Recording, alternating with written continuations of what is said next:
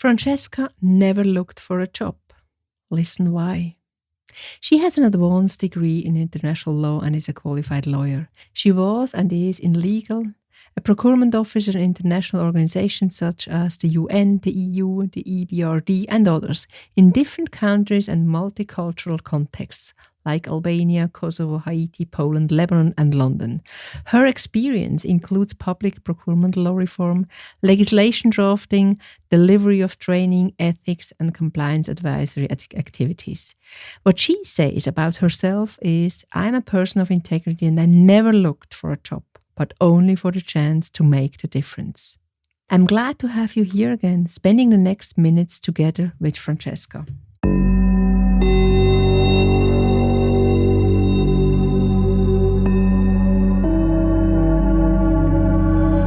Corporate integrity, fraud, non-compliance, and cybersecurity. Would you like to understand the root causes, detect threats, and take measurements to protect the most precious assets? As a leader, you need to be prepared and stay actionable in the event of an incident. Sonja Stirnimann talks in her podcast, The Human Factor, Corporate Integrity Matters, to leaders and entrepreneurs who want to have impact, foster corporate integrity, and act as role models. As an international expert for corporate governance and integrity, entrepreneur, and independent board member, she knows the challenges. Let her inspire you. So, Francesca, having you in my show today is a real honor. Thank you very, very much, because we share an experience which changed our lives. You know that, 2016, but also the passion for integrity. So I'm so curious what you are sharing with us today. And as you know, our conversation will focus on you, your professional environment, and your own personal experience when it comes to corporate integrity. Yes, and I do thank you for inviting me. I really like to take the chance really to convey what I have to say. Maybe they will also do some kind of background check about you when they check your LinkedIn profile. It's really impressive what you have done in the past. And I would also like to start with the first question. So what kind of role does corporate integrity play in your life, in your business life? So I've had, I must say, a quite interesting career, professionally speaking, not from a, let's say, money point of view, but definitely from an integrity point of view. Why I'm saying this? Because I've resigned, I don't know how many times, for integrity matters. And each time I did, I wrote in my resignation letter that I was doing this because I always felt bound by my office whenever I felt that my values where I was asked to compromise on my values. And that's something I could never do. Like, for example, why can't you turn your head?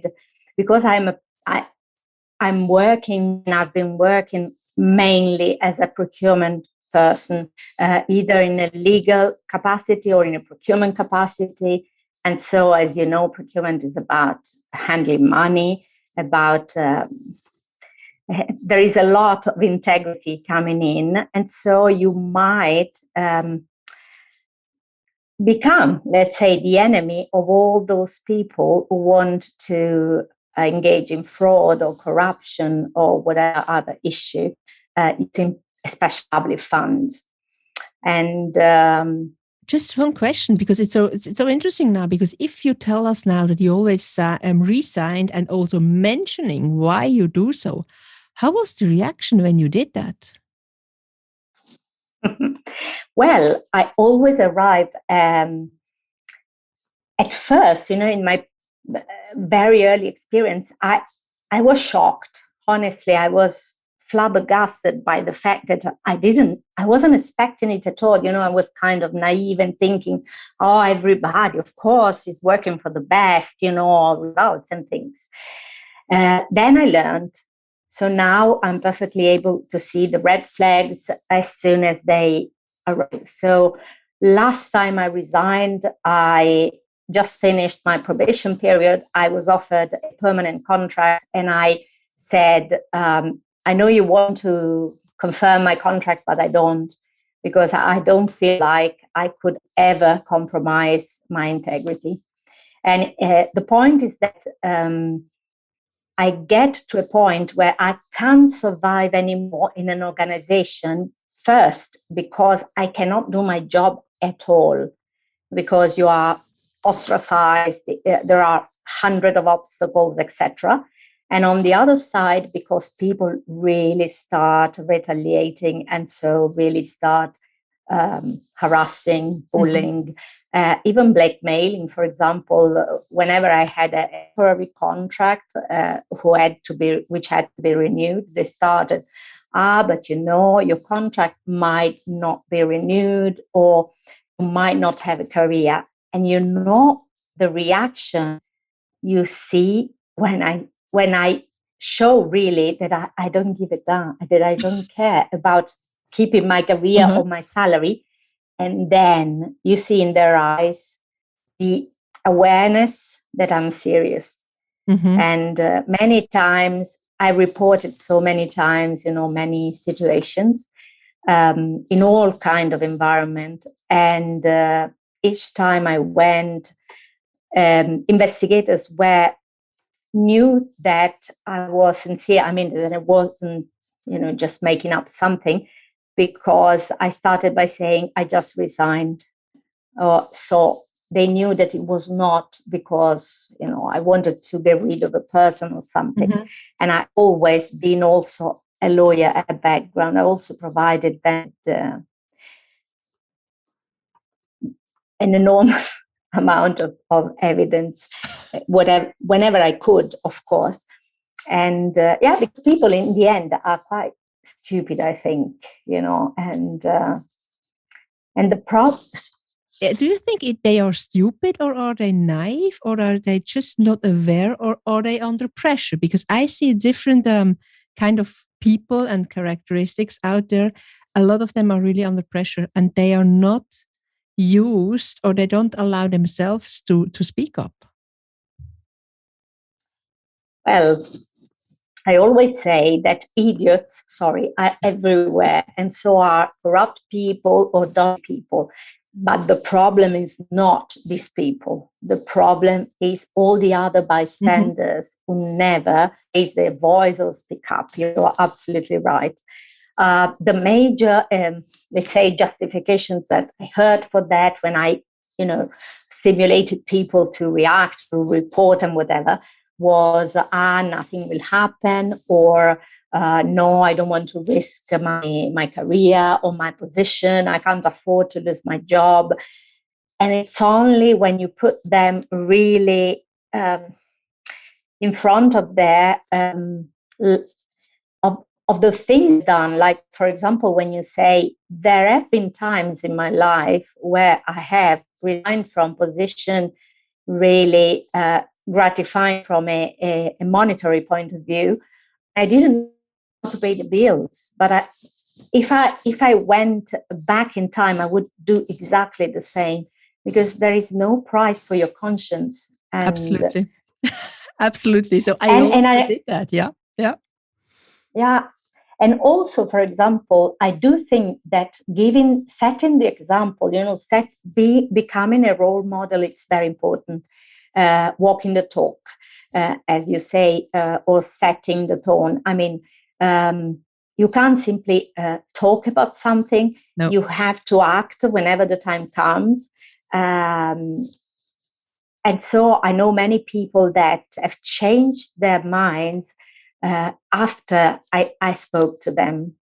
And I think also after you really resign and take the consequences, because they hardly believe that we will do that. And I also did it once in my career, and I would always do it again.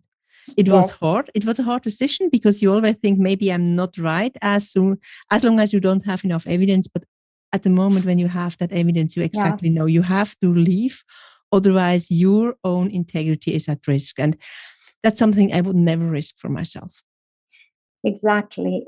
When I was working for the UN, I proposed to the director to have um, a module delivered as a training in ethics in procurement. And, at the beginning, I was nervous. The first time the training was held by another colleague who was working for another agency.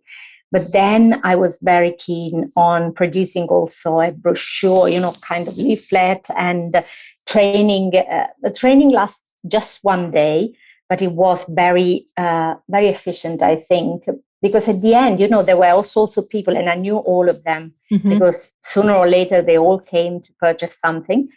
And at the end, well, not all of them, but somebody that really surprised me, and it happened many times, came to me and said, I've worked here for, 20 years, and I never felt like today. I feel really I've met a person that can convey the passion for what she does, and the integrity is so visible that after this, I'm changed, and as he was saying, yes, it may be not only stupidity, there may be naivety, because, for example, when I started saying let's set the ground rules, and there is a zero tolerance in UN for corruption, people looked at me and said, what do you mean? I cannot keep upsetting the flights or the holiday paid by my supplier. Yes, that's exactly what I meant. And these people were absolutely, Shocked. completely, no, they were shocked, because in good faith, Yeah. what happened is exactly that the tone was not set from the top.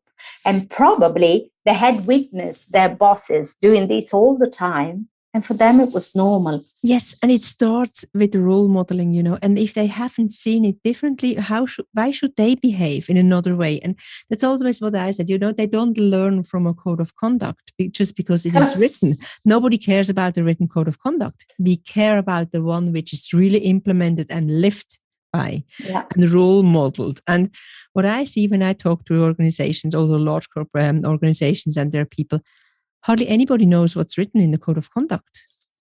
And it starts with that, and we don't need a code of conduct if it's not implemented, if it's not lived, and if you don't have the role models. And people often, they don't even know how they should behave, as you mentioned right now. So are you, I think, or that's also what I heard now, I think you are also mentoring people and also younger people. How do you make sure that they can also behave with a good faith of integrity without having a role model? Well, usually these people will somehow get to me exactly because they can't find a point of reference, nobody to address some issues that they feel emerging in their, especially in early career. For example, I speak about people who just are coming out of university. And I start always by saying first, okay, generally speaking, that it doesn't matter what you just took the degree on or whatever career you want to do in your life. Start by collecting experiences, and you will learn much more about interactions between people. And this is something that really is an investment. You will use it all your life, the knowledge, because you will observe a microcosm made of people of integrity, people who don't care, egoistic, selfish, whatever characters. And this, and I always tell them, then you will decide what kind of person you want to be at work.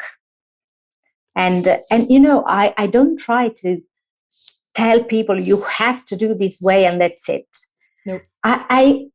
It's the same with Julia, my daughter. I always, when she says, I don't want to make homework today, and I say, don't, but be just prepared to take the responsibility to tell your teacher. That's the only thing. I'm not even saying you should do them. No, it's perfectly fine for me. It's much better for her not to do homework one day than to be forced to do and then hating them.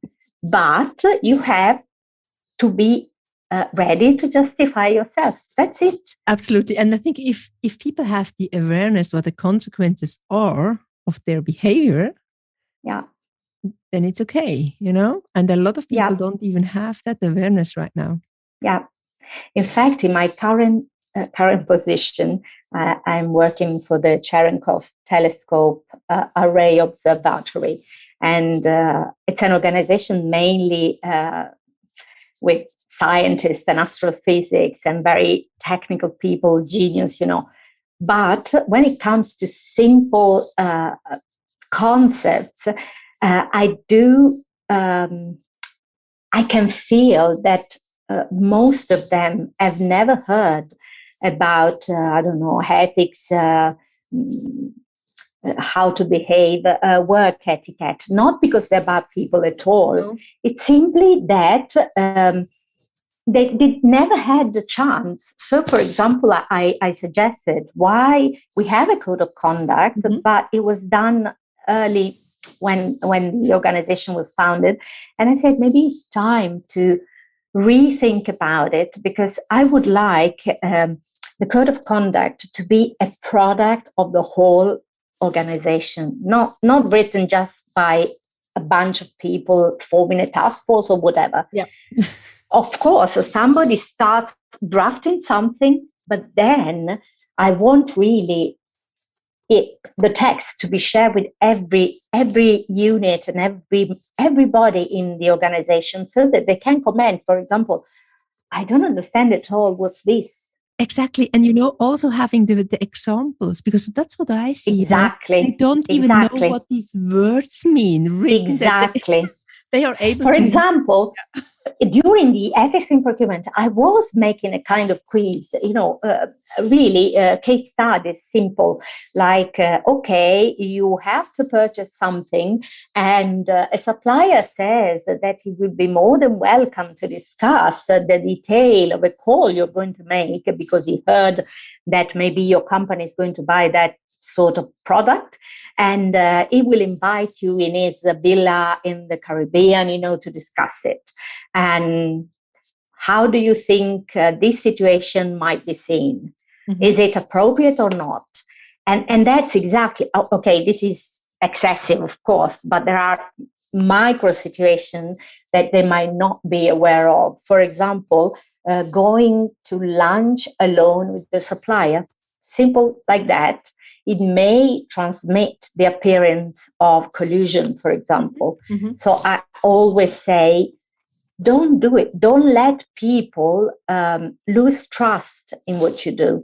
So always leave your door open, or invite a colleague to join you, or just say, I can't meet, but let's exchange emails or whatever. And it's important. And at the beginning, people perceive you as a kind of moralistic, judge, there to say you can't do it. But when they really observe that you are ready to put at risk some benefits that you have, and when we talk about international organizations like UN and EU and others, the benefits are really a lot, and that you're ready to give them away, simple to abandon them because you want to preserve your integrity, then they start asking themselves, why can't I? And of course, many of these people will say, finally, we got rid of her. Now we can do whatever dodge maneuvers we want. But others will start thinking about it. And I think it's an educational journey. We have to take people with us to go through that, because it's not only regulatory compliance, not at all. It's much more, integrity is the umbrella, how we do business and how would we like to be seen, and how do we care about our assets. Exactly. And for example, it's absolutely true what you were saying in all aspects. Integrity for me is also, for example, doing something that is not really mandatory, but it would create, a bad impression. For example, withholding some information during a call from withholding from suppliers, And I say, yes, we're not obliged, but it wouldn't be, I don't know, it wouldn't be fair to withhold this information. It's like we are cheating on them, we are simply playing behind their back. And I don't want this. I mean, I want to really, whoever the stakeholder is, to understand that I'm not I have to win at all costs. I'm a win-win person. And you can see when you meet a person and behave in this attitude when they are dodgy or they want to do something, because they don't believe you. They think you are like cheating, and instead you want to trick them. And even if you say, no, really, I really want to obtain the best results for the two of us, sometimes I couldn't understand why they couldn't believe. And then I realized they think you would behave as they would do. And they would trick. I think people are not used to it anymore, and it really changed over the last 20 years. People are really afraid that it's not what you are saying, like now, how you would like to behave. And they are not used to it, because I think in business, no matter whether it's non-profit or for profit. Yes. It's, how should I say, it's really, I think people lost trust.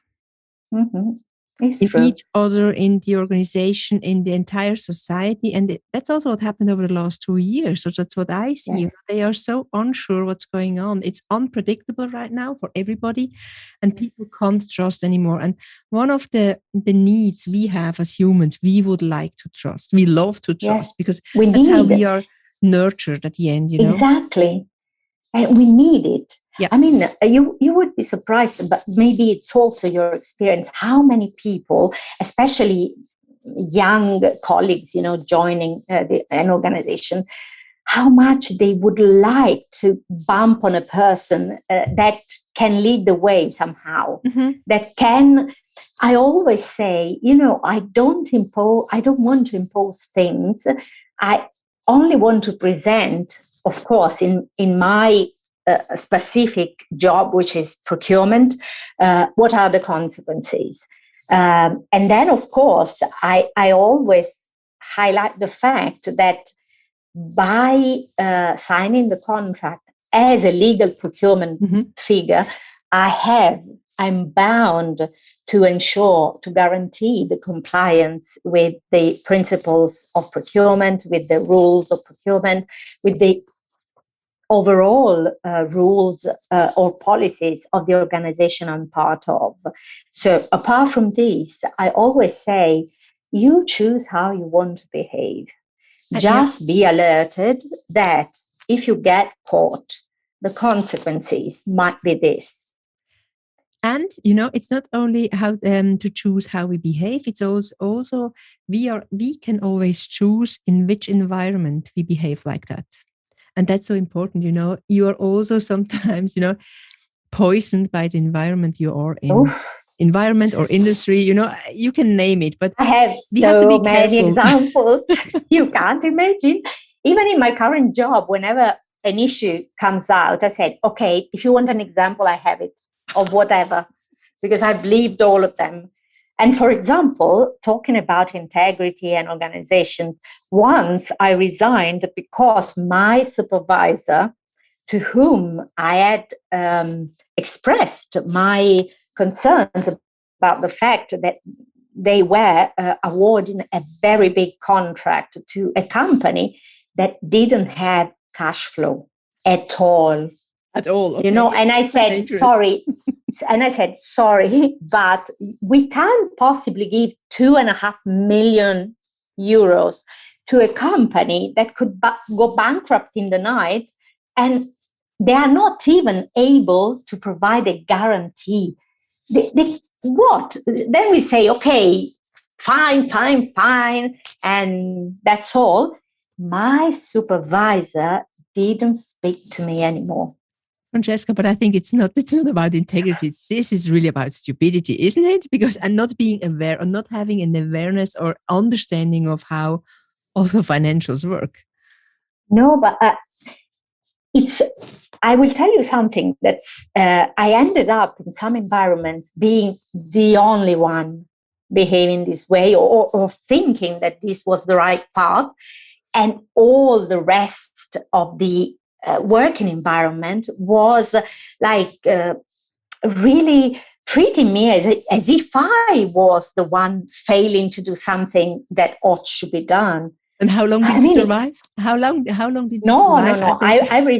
The worst, you know what, was that when this particular discussion happened, the director of the department was not there. She was traveling. And she came back, and of course, she learned about what happened, and she called me in her office. So I said, now she will, do something, take a decision, will whatever. She kept saying for the whole time, I'm very sorry that didn't work for you. And I said, no. Listen, it didn't work for you is for when you move to another town and you don't like the weather, you don't like the house, you don't manage, to get used to the whatever the environment. Here, there's not such situation. And then she kept like a broken. She went on in a loop, always saying, I'm very sorry that and then after half an hour, I said, okay, I guess I'd better go because, and then she said, what can I do for you? I said, what? Do you want to pay me the taxi for the airport? I mean, whatever you could have done in your role, you didn't do. And then the day after, it was it was really paradoxical because I was exchanging, of course, email with the inspection services, and this director appeared in my back, and I turned and she said, how do you feel? And I said, bad, of course, I feel very bad because all of this happened.